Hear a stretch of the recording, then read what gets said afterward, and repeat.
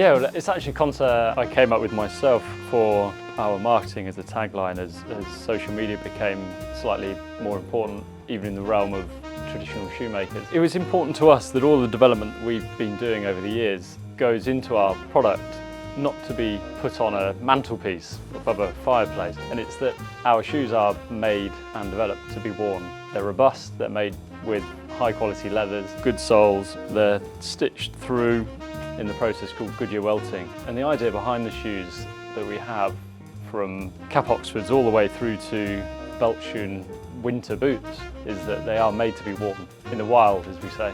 And I think it goes to prove that through user-generated content in social media, our biggest ambassadors out there are our customers. And if we can have more of this user-generated content through social media or hobbyists who enjoy wearing our products, it was sort of to encourage that. So we came up with that hashtag, made to be worn.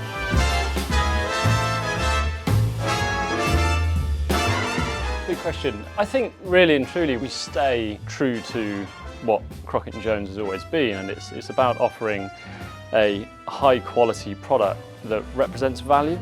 I think in terms of how they're used and where they're used, whether it's business or whether it's an occasion like a wedding or a job interview, I think that we sort of leave that to our customers, and also how the product's worn and how it's absorbed into the lifestyle of our customers. Again, we don't really concern ourselves too much with that because we don't see ourselves as trendsetters per se. What we always talk about with our shoes is, if there's a good phrase in the UK that, if it ain't broke, don't fix it. And I think that really rings true with our products and how we go about our development process. For us really is about moving with the times in terms of material and sole development, and we're always aware of how the shoes fit our customers. At the moment we're particularly aware of comfort seems to be a big buzzword, and I think this really relates back to this generational shift with younger consumers who ultimately, I still class myself as a younger consumer, although I'm fast running out of my youth. But it's we grew up wearing trainers, whereas I think my fathers and my grandfathers, they didn't. They grew up wearing leather shoes, so they were much well versed to breaking shoes in over a period of time. But we, to a certain extent, we are always linked to how our shoes are made, which I've mentioned. We make them, they're fully stitched shoes using the Goodyear welted process. And of course, the reason we're linked to that ultimately is because our factory is authentic. It's still sitting on the same soil that it's been sat for 130 plus years now, although the company is 140 plus years old. We moved once, but since 1890 we've been in the same location. So we've got machines in the factory that are over 100 years old. So the shoes are always going to be made how they're made, and that in itself holds on to the traditional nature of what the product is. But going back to what I said about, if it ain't work, don't fix it. I think a car will always have a steering wheel and 4 wheels and tyres. I know people are trying to move towards drone technology to fly people around, but I think we're a really long way from that. And from our perspective, a shoe for us will always have rubber sole, and a good shoe is always made of leather.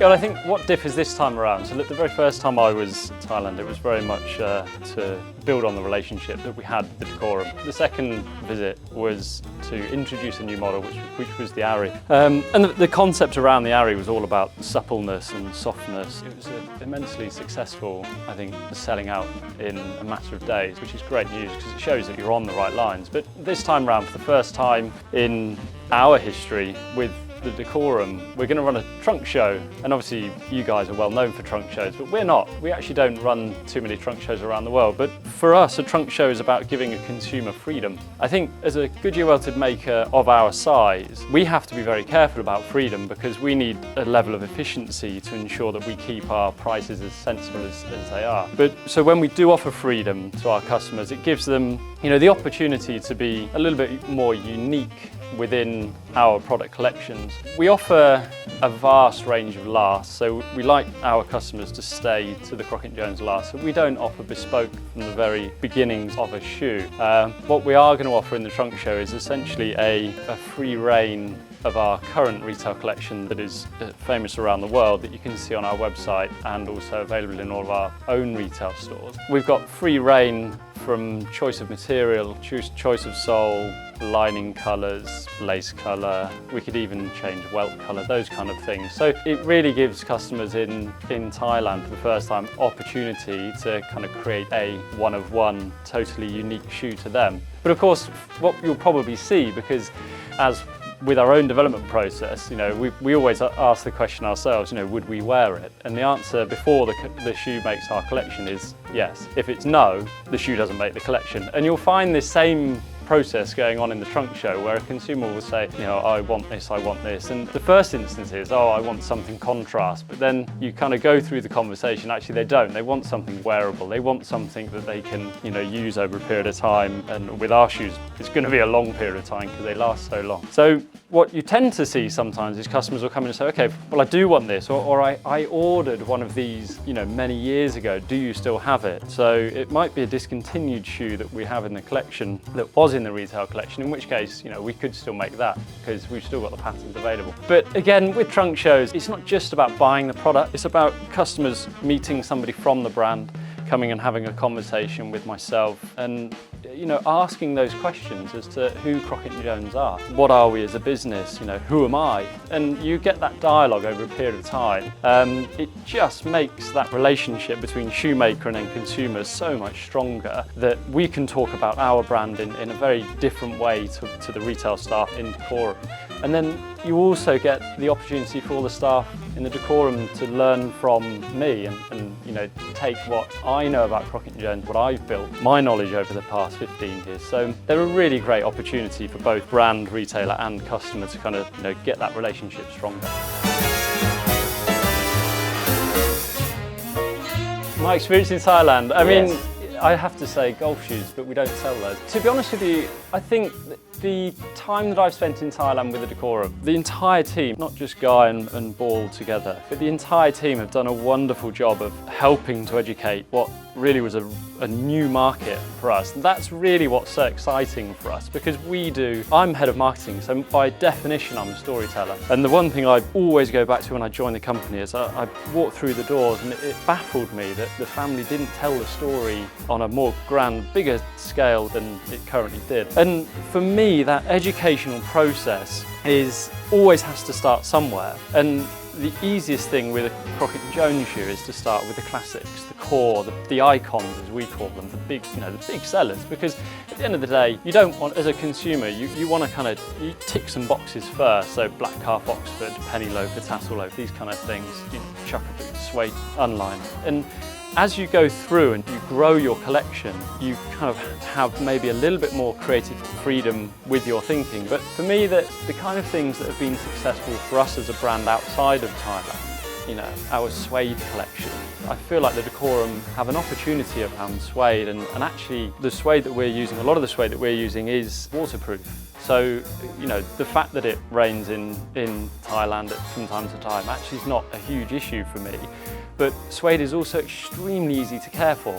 Calf shoes take real knowledge and care and attention, but actually suede is remarkably easy to care for. But a lot of consumers look at suede and think, it's a delicate material like velvet or something, but it's actually not. It's an amazing material. The other side is the kind of classic, which we spoke about at lunchtime, the classic leather sole. Now for me, a lot of the growth with Crockett and Jones over the last 10 to 15 years has been our blending of rubber soles with the classic uppers. So when I joined the company, we were probably only 20% rubber sole and 80% leather sole. Well, now it's completely switched, even from 50-50. We're probably 60% rubber sole now and 40% leather sole, because there's always going to be a thirst for the tradition. The occasion shoe should always have a leather sole, and I truly believe that. It's a bit like saying black calf will always be our biggest seller. It probably will be. But for me, that's an opportunity, to actually for consumers to come along to the trunk show and feel and see the benefits of a rubber sole. And our city sole, for example, from the outside, so looking down on a shoe, it still has the formality of a leather sole. But so you don't have to think a rubber sole is always going to be chunky and cumbersome and something that it only is at home in a sports shoe. It's not at all. I pretty much only wear our rubber soles because in England it's always raining. It rains in our summer. So I wear a lot of our rubber soles because I just find I wear through my leather soles too fast. So for me, a rubber sole doesn't just offer flexibility, it offers durability durability and more practicality. And then I think because of the style of the decorum, the kind of house style of the decorum, the collection that the decorum run is by very nature classic. So classic colours, already mentioned the classic leather sole. But actually there's another side to Crockett and Jones which, unless you're a consumer of probably our own retail collection, a lot of people don't see. And that side of it is our more casual leathers like our Hurricane hides or our rough out suede. And these are, I used to call, you know, we used to have the kind of Monday to Friday shoes. What can we give to consumers who already have those? You know, what can they wear in the evenings at the pub or at the weekends out with their friends? I feel like our weekend collection is where Crockett and Jones direct to consumer business is where we as a brand have a bit more freedom. But of course, it's hard for our retail wholesale customers to have that freedom because you have to have a collection, you have to curate your own collection that really and truly has to start with all of those basic shoes that if you do have a customer who's getting married or if you have a customer who needs their first pair of cap Oxfords or a penny loafer in dark brown, you have to tick those off. We're able to showcase more of those more casual shoes more easily than you are because our collection can be 300 SKUs as opposed to 50 SKUs. So again, that's where if you've got a customer who's already got 4 or 5 of your shoes from the decorum, with a trunk show you can kind of test the water. We can fit customers during trunk shows fairly easily because you guys already have a collection available. You know, so I think there's opportunity there as well.